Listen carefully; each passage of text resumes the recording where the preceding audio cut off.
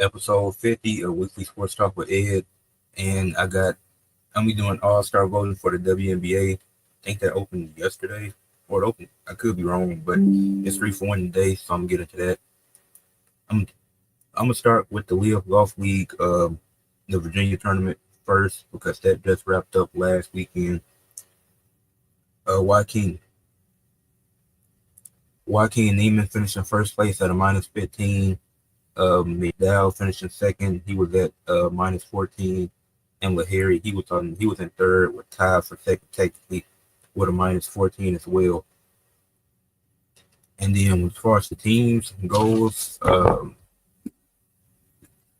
as far as team success goes, the Crushers finished with a minus 36.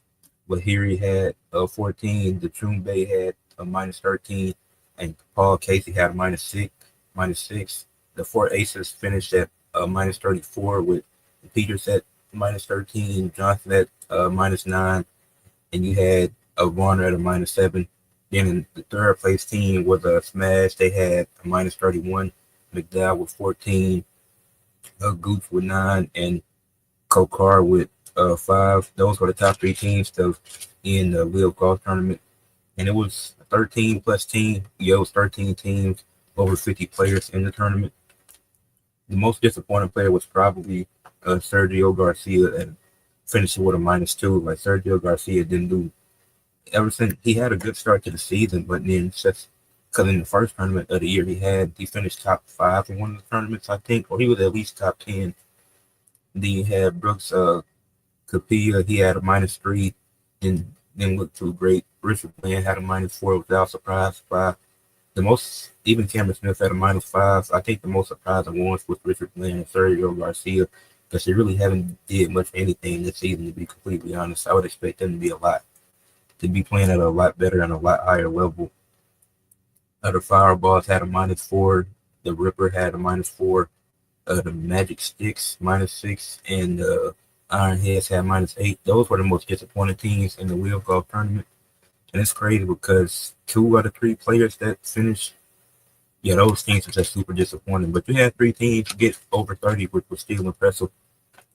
But I think this one's probably the most fun Wheel Golf tournament of the year, in my opinion, with Joaquin Neiman, because he wasn't even top 10 he wasn't top 10 after the first round.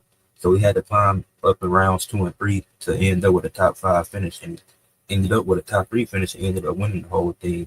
Then McDowell, he had a good chance at it. Lahiri, he was great. And I gotta look back at some of my other notes, because there was a few people that failed unexpectedly in the tournament, because you had Thomas Peters and Nicholson. They finished in the top 5 after round 3, but it was but Bubba Watson and Martin Kmar, they had a good start to it, but they didn't finish up after their good start. And then, because these games is from Saturday and Sunday, but the Friday matchup, when it first started, you had Bryson DeChumba in first place, Martin Kmar in second, but they weren't able to finish there. I think Kmar, finished in the top 5. Mark Leishman was even in the top 5 at one point. And then stuff changes, like, it happens. But yeah, it came down to, I was looking for something. But at the end of the day, it came down to Joaquin Neiman finishing in first place after having a good tournament. And the Crushers being led with Bahiri and the Trumbe. Like, they team ended up finishing in first place. But that's as much as I got for the Wheel Golf League. Not a super lot, but it's not enough to fit into a short, so I had to talk about it briefly on here. But the next topic I want to get into, the Oilers versus Panthers, game 5. The series is tied 2 games apiece right now, and we had 3 games that went to overtime. One of those games even went to double overtime. Game 1, the Oilers won 4-3 in overtime. Game 2, the Panthers won 5-4 in double overtime. The Panthers won game 3, 6-1. And then in game 4, the Oilers won 5-4 in overtime, being the 17th in NHL history to win a Stanley Cup Finals game after being down 3-0. And then Leon Draisaitl had another game winner his fourth overtime goal in the postseason, which is the most all time, and his second in the finals so far. So he's been having a very impressive season, a very impressive run in the playoffs with 4-game winners up to this point. So that's but really what it comes down to in this fifth game that's taking place later tonight. Leon Draisaitl, he has 4 goals, 3 assists, so he has 7 total points. But he gonna do his thing. Like he gonna come up clutch. He gonna come up big when they need him the most. But I think it really comes down to Adam Henrique tonight. He only has 1 assist. That's his only point in the series so far, which is very surprising. At how he was he's been solid throughout the playoffs, but he only has 1 goal. 1 assist. He don't even have a goal yet. He does have a point with the stat assist, but he gonna have to step up.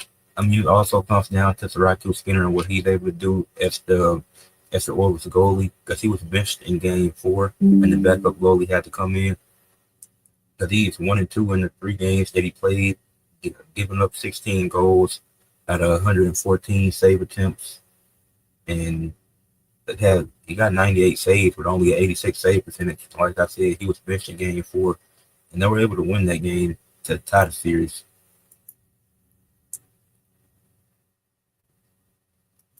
Said if Taylor Swift decides to cheer for my team, please root for literally anyone else. That's funny. But what's up, Alex? I'm talking about the Oilers and Panthers. They Game 5 tonight. But what was I saying? Syracuse Skinner, he got to be better. Really, this series gonna come down to both goalies because it's been a lot of points. It's been a lot of goals given up by both teams. But Syracuse Skinner was the bench, and the backup came in and had a better game than him, and he ended up winning Game 4 with him on the bench.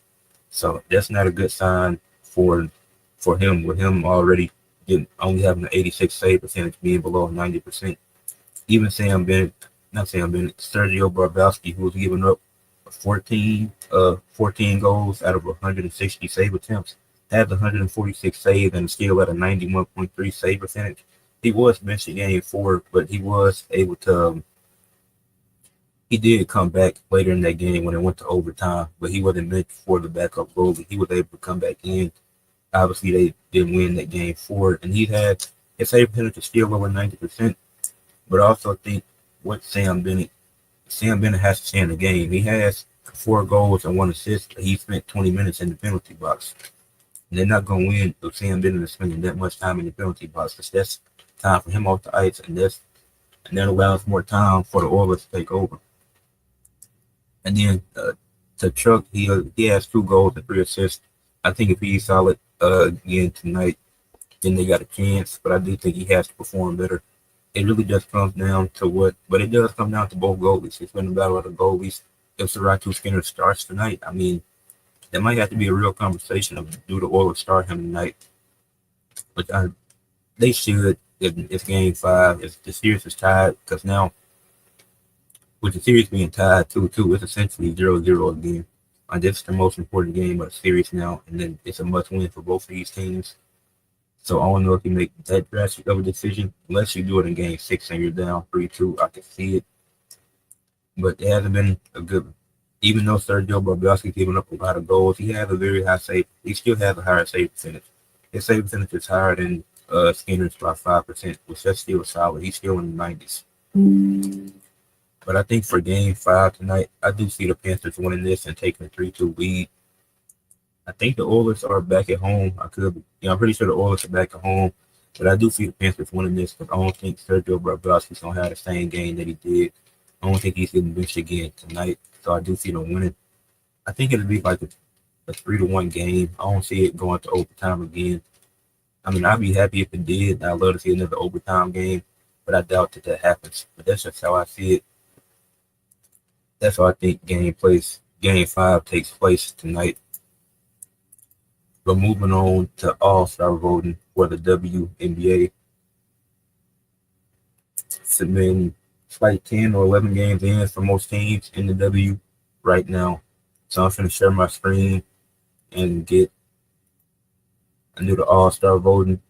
So I got to pick 6 front court players and 4 guards. And this is going to be That was easy. Nafisa Collier averaging 25, 3 and 8. And then she's been great. She's been great this year as well. I mean, like I said, been having a phenomenal season, putting up MVP caliber numbers. So Nafisa Collier, she definitely got to go in there for the All-Star voting. Let's see. And the Lynx are 9-1 right now. I think they're playing the Sparks right now, so I'm gonna have to check that out once I get done with this. But Nafisa Collier definitely got to go up there because she's leading the MVP race right now, in my opinion. This is okay. Aja Wilson pairs up to her. I know she just had the head injury recently, but Aja Wilson, she should definitely go up there too because he's been having another good season, been a double-double machine. So I got to put Aja Wilson up there.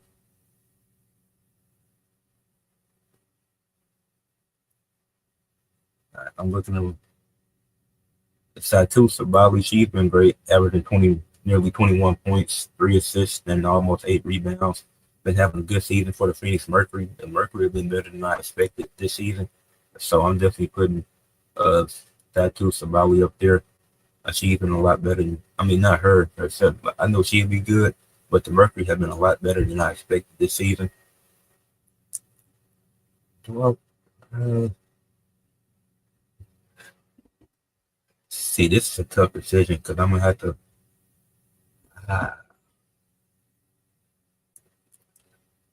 Because I need to pick a guard soon. I need to pick a guard because I've only picked forward so far. Definitely got to pick a guard soon. That's Sabrina or Brianna. I'm gonna put Sabrina Nescu up there, averaging nearly 18 points and 5 assists, along with almost 4 rebounds, leading the Liberty to the best record in the league. So I'm putting Sabrina Nescu up there for the Liberty. And they might have two. It just depends on how uh, this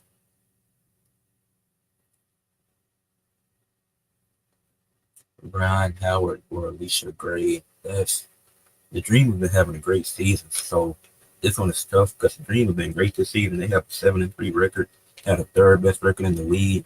So then I'm trying to really decide, should I give it to Ryan Howard or Alicia Gray? And that's one of the tougher ones. I really ain't even thought about that. Who should I get that spot to? Because both of them have been great. I mean, I know that Alicia Gray is averaging more points, but man, actually, I'm gonna narrow this down to. I'm narrow this down to just guards to make this easier, but I still need to pick 3 more guards. But I think they've just been so impactful compared to the other women here, because Kelsey Plum and Brittany Skikes, they putting up the points, but on. I don't think Skykes has been the best player on the Mystics. I think she's been the second best player. That's why I haven't decided on that one yet. In the Storm, they just beat the Winx, who was undefeated. So that's Paige been having a great year, but I think she'd be the third in Rookie of the Year right now because she missed a few games. She was out for 11 minutes. I don't know if I vote Paige as an All-Star. Even Caitlin Clark, that one is iffy for me because she missed some time. The Sparks have just been so bad. I mean, they're 4-7, so they're not the worst team, but I don't know. This is really tough. I'm really trying to decide between Ryan Howard or Alicia Gray, or do I put both of them? Because I could go with both, because I want to get the guards out the way now, and then go back to the forwards. I'm gonna put Skylar Diggins-Smith up there. I think Skylar Diggins-Smith really had a bounce back from what happened in the playoffs last year. Had a pretty embarrassing playoff exit in the first round, if I'm not mistaken. I was very disappointed in what I saw from her last year. She's done a great job bouncing back, just having a really good year so far. So I'm definitely gonna put her up there. Then I think what it comes down to between Ryan Howard and Alicia Gray, Ryan Howard is the better defender. Like, their stats are very similar, but Ryan Howard is the better defender out of the two. So I'm gonna put Ryan Howard there as well. So now I got one more spot for the guards. And I already said reason I'm not putting Caitlin Clark per page because they missed a few games already. So I'm not really sure about the games requirements. But then this is tough. But I think I'm gonna put Kelsey Plum in that spot. Yeah, that's what I think I'm gonna go with. I think I'm gonna go with Kelsey Plum for that.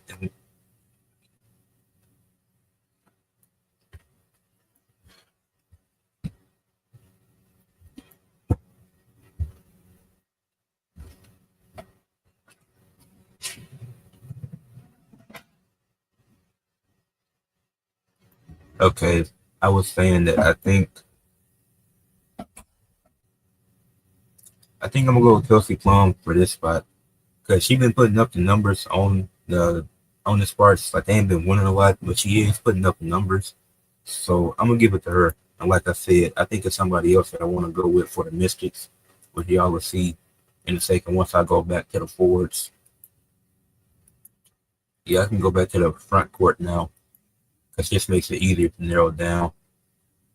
Because yeah, I think this is perfect for the guards. Sabrina Nescu, still Skylar Diggins Smith, Ryan Howard, Kelsey Plum. I think that's the perfect four for the guards. And the the three women for the front court so far: Nafisa Collier, Adrian Wilson, Satua Savali. And that's a solid three. And I'm gonna go with Kiki Area fans because I think she's been a phenomenal rookie this season. She's averaging nearly 15 points and 9 rebounds, and she's had multiple double doubles already this season. She's been having a good rookie year. I think she has been the Mystics' best player. She's playing good defense, getting rebounds, closing out possessions, getting easy points in the paint. So I'm gonna put Kiki Area fan up there in this year.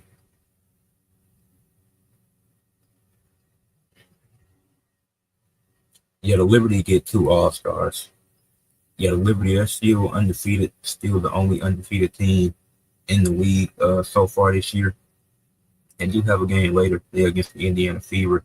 So we'll see what happens with that. But I think Breonna Stewart and Sabrina have both been still the best duo in the WNBA, and they've been so good this season, leading the Liberty to a 9-0 record, being undefeated through these first few weeks of the season. So I'm gonna give them two All Stars, Sabrina and Breonna Stewart, both got to go up there in my opinion. And you can only vote for 10 people. That's great. But next,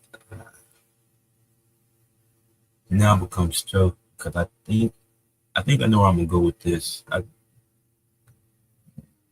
Yeah, even though the Connecticut Sun haven't been great this season, this woman Tina Charles has still been good, averaging 17 points, 5 rebounds. She's been having a good season. So for my WNBA All Star selections, this is just the first day of voting because there's some other people that I think should be on here. You can make an argument, and let me go back to where it shows all the people. Yeah, I think you can make an argument for Brittany Skikes. You can make an argument for Alicia Gray, the Erica Hanby, like Caitlin Clark and Paige. I just think it's because of their injuries. That's what's holding me back from putting them on there. But there's definitely a few women you can make cases for. But for my first day voting for this year, I'm gonna go into Nafisa Collier, who I think is leading the MVP race. And like I said, prayers up to Adrian Wilson, who just got injured 2 days ago, if I'm not mistaken. Adrian Wilson's been great, a double-double machine, just doing it all. Satua Sabali leading the Mercury to an unexpectedly good season, in my opinion. Kiki Area fans, who's been having the best rookie season, in my personal opinion, being a double-double machine already. Breonna Stewart, like I said, just been doing a great job leading that Liberty team along with her and Sabrina, dynamic duo. Like I could talk about both of them at the same time. They've done a great job for the Liberty so far. Like I said, undefeated to this point, have a chance to go to 10-0. The Wings weren't able to do that, but maybe the Liberty will be able to do it. Tina Charles, despite her team not having much success, she's been really good in my opinion. Skylar Diggins Smith having a bounce back season after a terrible playoff performance. Ryan Howard just looking great with Atlanta playing good defense. And who's the other person I was debating between her and Alicia Gray? I do think she's the better defender out of those two. Then Kelsey Plum, change your scenery. The Sparks, they've got some wins recently. They're 4-7 now. But Kelsey Plum's been having a good season, and she had the most points in a WNBA opening season game. So those are the 10 women that are on my All-Star ballot. So I do that. After this. Y'all not gonna see this part of it, but I mean I could do it. I'm finna do that real quick. But yeah, those are the let's see.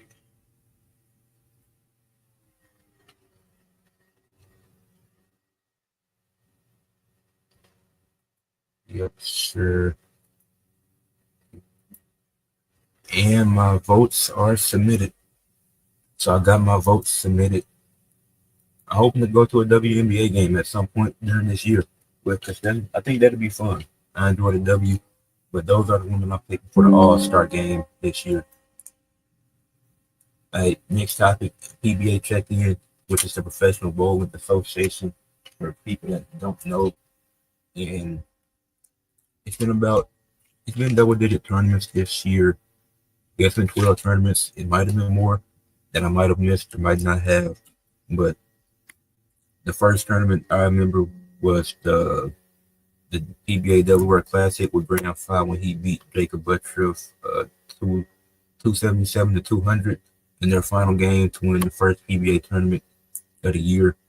Then EJ Tackett, who's been great this year, will start his campaign to a great year in the PBA US Open, defeating Andrew Anderson. Forgot the final score of that game. And then it was Chris Vi. He was in the third tournament finals of the year, but he lost. I can't even remember the guy he lost to, but he lost 186 to 155. Well, I know the guy he lost to, but I can't pronounce his name. But you had EJ Tackett, who's been in 6 tournaments so far. Been in 6 tournament finals. He's probably been in about 10 of these 12 tournaments that took place. Because EJ Tackett, like I said, has been having a great year in the PBA. He was able to get to 6 finals, the most out of anybody this year. Won 4 of them, lost 2.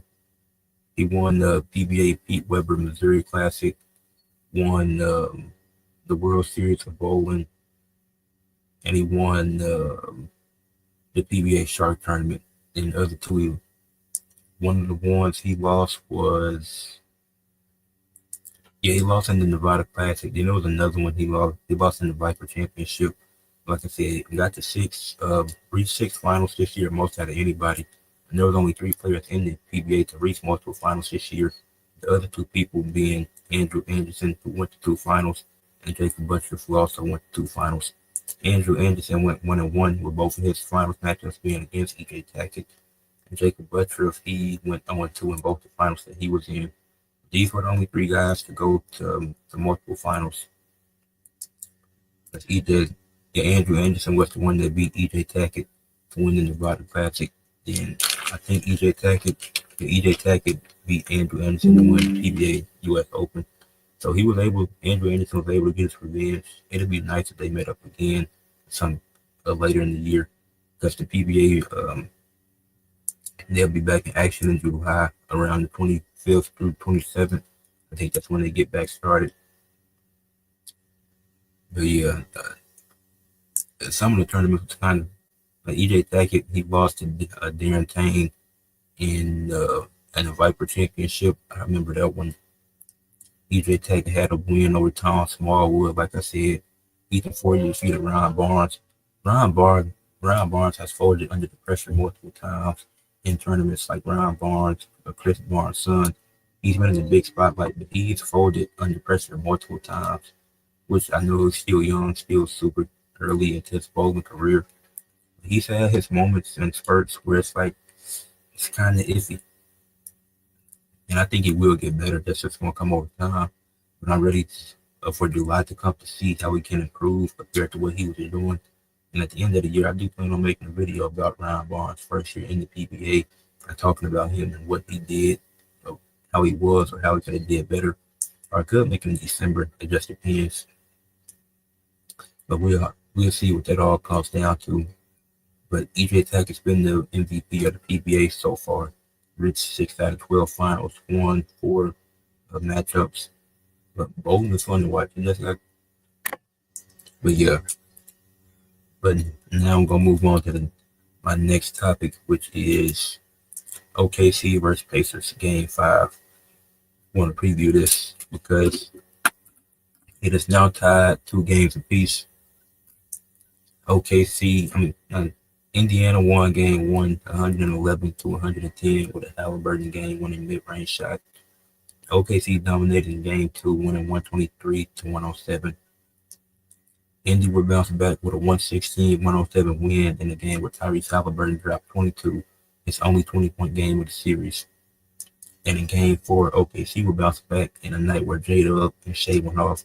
Despite the team shooting 3 of 17 from 3, they would win 111 to 104. So far in this series, there's been 3 single-digit games. There was a game winner in Game 1.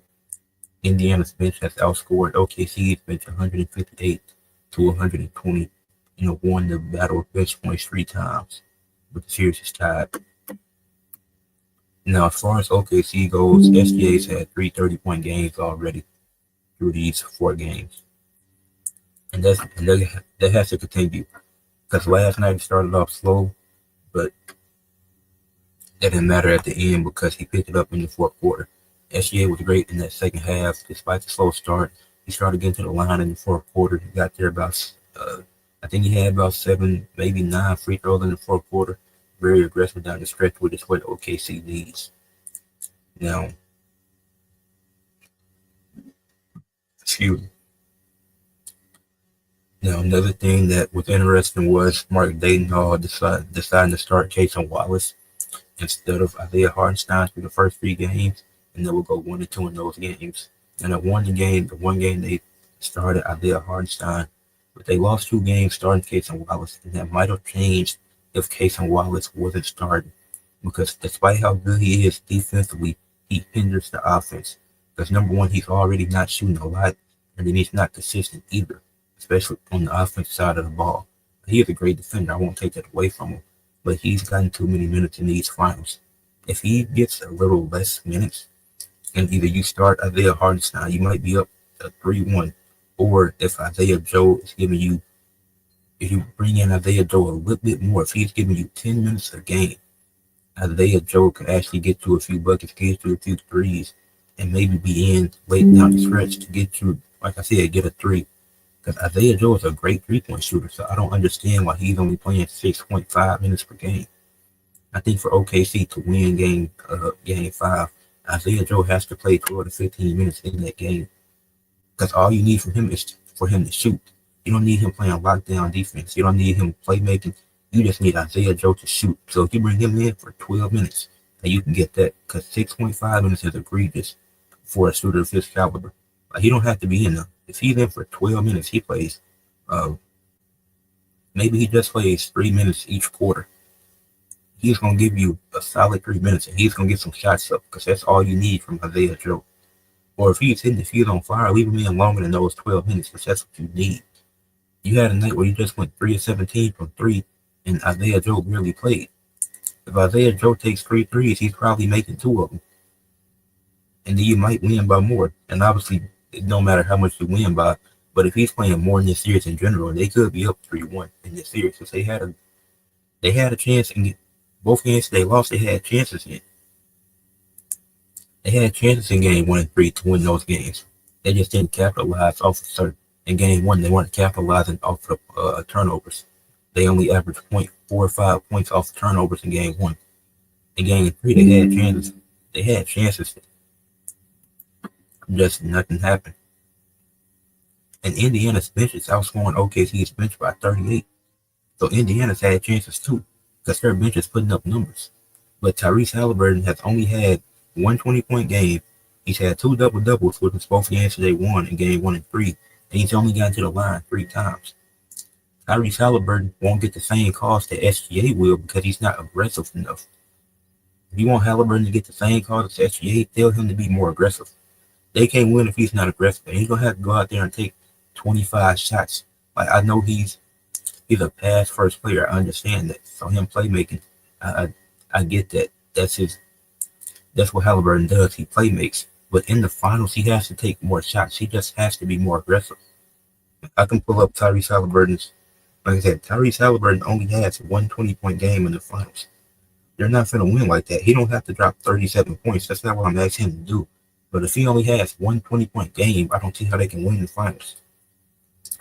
He hasn't attempted 20 shots in this finals yet. Tyrese Halliburton needs to attempt 20 shots in Game 5, and I think they can win. But he's not going to be taking no dumb shots. He's going to take good shots. In each game, it's 6-13 in Game 1, 7-13 in Game 2, 9-17 in Game 3, 7-15 last night in Game 4.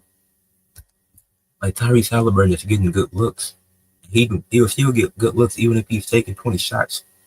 But if he's only scoring 20 points once in the finals, I don't see that winning a championship. Like I said, he don't got to go up here and drop 37 or 40 points. No, he don't need that. That's not who Tyrese Halliburton is. But if he can give me 24 points and 8 assists, I can accept that. Because he needs to score over 20. Like Pascal Siakam has been more consistent than Tyrese Halliburton. That's why he won Eastern Conference Finals MVP. But it's not all on Tyrese Halliburton. Because even though he got to the line 3 times, he made all 3 of his. His free throw percentage is 100%, despite only taking 3 free throws. And you can argue maybe some missed calls, but he still has to be more aggressive and get downhill. That's what SGA does. That's why he's able to draw fouls. It's not just him foul baiting the entire time. But the Pacers as a team have shot 76% from the free throw line. You can't win a series shooting less than 80% from the free throw line. That's just not going to work. They have slightly over 100 free throw attempts. They have 102 free throw attempts and made 78. You can't even make 82 of those. You can't get the bare minimum 80%. You're shooting 70%, 76% from the line in the NBA Finals. The Pacers are lucky to be in this series. And it will all go back to Game 1 with OKC not capitalizing off turnovers in that game. Because the Pacers should realistically be down 3-1. Shooting 76% from the line? Yeah, you're lucky. And one from Miles Turner. Miles Turner is the key for Indiana. He has just 17 rebounds in this series. And he's probably getting out-rebounded by Tyrese Halliburton and Andrew Nembhard, which I don't know if that's a fact or not. He's averaging 4.2 rebounds per game. 4.2 or 4.3, 4.25. That's the amount of rebounds he's averaging per game. They're the tallest dude in Indianapolis. And probably the second tallest in Oklahoma behind Chet. And you only get 4 rebounds per game. 4 in the NBA Finals. Chet just went out there and had a double-double. He had 14 and 15. This is the same amount of rebounds that Isaiah Hartenstein is getting in limited minutes. You're a starting center on an NBA Finals team and you can only get 4 rebounds. That's my biggest gripe with Miles Turner. And he likes to stay at the 3-point line and you're not hitting nothing. 4-20 from 3. You're shooting 20% from the free throw line. Get in the paint. Why do you have 23-point attempts already? You're shooting 5 threes per game and you're making 1 of them? See, Indiana, if they want to win this series, like Pascal Siakam is going to do his thing. He has the most experience out of anybody on that team. He's a champion. He's a top 20 guy. After this run, you can definitely put Pascal Siakam in the top 20. Some people might put him top 15 as far as current players go. But he has championship DNA. He's had deep playoff runs before. Pascal Siakam's going to do his thing. Tyrese Halliburton, he's still going to be good. I just want to see him drop 20 points on a consistent basis. He don't, like I said, he don't got to drop 37 points, 34 points. He isn't Shea. Their games are completely different. But I do want to see him get at least 20 in these next 2 or 3 games, whether it goes 6 or 7. But then it comes down to who's going to be the third guy. And that third guy should be Miles Turner, because you're not relying on Bennedict Mathurin. And I'm not just saying that because he sold in game 4. after having a great game 3. Benedict Mathurin is inconsistent. I've been saying this. I've always felt this way about Benedict Mathurin. He'll give you a good game like he did in game 3 with the 20 plus points off the bench. Then in game 4, he gives up 5 points in the final 2 minutes with two loose ball fouls before the ball was inbounded and missing 3 out of 4 free throws. He's inconsistent. He's not that guy. And then Neesmith, you can't rely on him to be the third option. That's not what he is. He's going to give you good defense and get you a few buckets. Same with Nembhard. Like, Nembhard is playing some lockdown defense on Shea. Shea is still getting to his spots, but Nembhard's just playing great defense. So credit to Andrew Nembhard. But Obi Toppin, he's going to give you his stretches. But he comes off the bench. So he going to give you some solid stuff off the bench. But him and Benedict Mathurin are not going to be hot the same night. Now, if they prove me wrong game 5, they prove me wrong. But they're usually not hot on the same night unless the whole team is just hitting. But Miles Turner, it really comes down to what you are going to do. And 17 of 43. What is that? 39% from the field. You're shooting 39% from the field as a center. You're 7 foot, buddy. What's going on? Like, it really comes down to Miles Turner because he should be the third best player on this team behind Pascal and Tyrese Halliburton. But he's not giving them nothing. He's shooting 20% from 3. He's taking these unnecessary step back, size up threes. Like, what are you doing? Get in the paint and go to work. Like, you have good post moves. I've seen you do good post moves. So why can't you do that on a consistent basis? Like, what's going on? So that's really what it could. Game 5 is really going to depend on how Miles Turner plays because I know what I'm finna get out of Pascal and Tyrese. But Miles Turner, you don't need to be shooting 5 threes a game. Limit it to 3 next game. Limit it to 3 and get in the paint. Like, Miles Turner takes some really bonehead shots and makes some really bonehead decisions. So I don't even like the Pacers. Why do you got me heated like this? Funny enough, I don't watch a lot of Pacers games, and this is my biggest problem with Miles Turner. He stays at the 3-point line. Like, I think the Pacers are my third most watched team this year. Like, this team is fun to watch, but he stays at the 3-point line. That's the one thing I hate about Miles Turner game. But last topic for the day, athletes of the week. For AEW, went with AJ, aka Anna Jay, and Ty Mello, who defeated Megan Bayne and Penelope Ford in a fun tag team match on Dynamite. I enjoyed it. And Penelope Ford took the pin once again. But I'm hoping they introduce women's tag team titles. I think AEW should do it. For TNA, I went with Leon Slater, defeated Jason Hodge. He ended up saving the Hardy Boys, the Rascals, Joe Hendry, and Elijah later on in the night during the segment with the system, Moose part of the system, but with the system, First Class, and Trick Williams. So that was a great segment to end the show.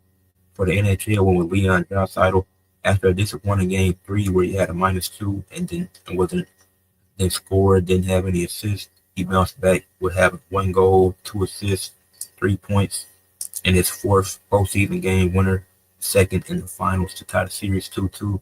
So that was a great way to bounce back and get a win.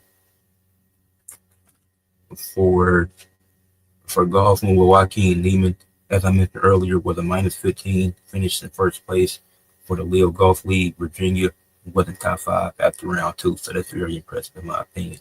For the MLB, went with Andrew McCutcheon. The Pirates went 4-2 in their last six games. Even though he didn't have the most impressive stats, he was impactful in the wins that they had. He had 8 hits, 1 home run, 2 second bases, 3 hits. But he was at bat 20 plus times. But damn, though, he's just dominating the Sparks. But he had a really impactful game, like impactful games and impactful moments in those wins, like I said. For the WNBA, went with Skylar Diggins-Smith, who I picked as one of the All-Stars earlier, who had 26 points, 3 rebounds, 7 assists, and 2 steals on 8 of 18 field goals, 4 of 8 from 3, and 6 of 7 from the line, in a 12-point win versus the Mercury to improve. They improved to 5-4 after that game. Then she led them to a win over the Minnesota Lynx, who were undefeated at the time, and gave them their first loss of the season. And the Storm now 6-4 and led behind Stanley Smith after split up 18 points and 6 assists on 6 of 14 from the field, 2 of 5 from 3, and 4 of 5 from the line, and a 10-point win against the Wings, which was surprising. Not the fact that the Storm won, but they won by 10, so they really controlled that game. So shout out to the Stanley Smith and the Seattle Storm, and now 6-4 on the season. For the WWE, went with Alexa Bliss. She had 2 matches this past week in Money in the Bank with Roxanne Perez, Naomi, Stephanie Baker, Julie, and Rhea, in a match that Naomi would win. Alexa Bliss was definitely one of the few standouts in this match and had a good showing. And then last night on SmackDown, she won a Fatal 4-Way in the Queen of the Ring tournament that featured Charlotte Flair, Alpha Fire, and Candice LeRae on SmackDown. And she would pin Candice LeRae, as Charlotte had to figure 8 locked in on Alpha Fire, but the 1-2-3 count was a lot quicker than waiting for somebody to tap out. Fantastic match with a fantastic ending. And then for the NBA, I went with J-Dub, had 26 points, 3 assists, 6 rebounds, and 1 steal on 9 of 18 from the field, 1 of 2 from 3, and 7 of 11 from the line in Game 3. In a loss, and he was the best player there in that loss for OKC. Then would bounce back. OKC as a team would bounce back. And last night, he was their second best player, putting up 27 points, 7 rebounds, 3 assists on 8 of 18 from the field. Went over 3 from 3, but he got to the line 11 times and made all 11 of his free throws in a Game 4 win where they won by 7 points and were able to tie the series heading back to OKC. So that is it for Weekly Sports Talk with Ed, episode 50. Hope y'all enjoyed. Make sure y'all leave a like on the video, subscribe to the channel, and comment.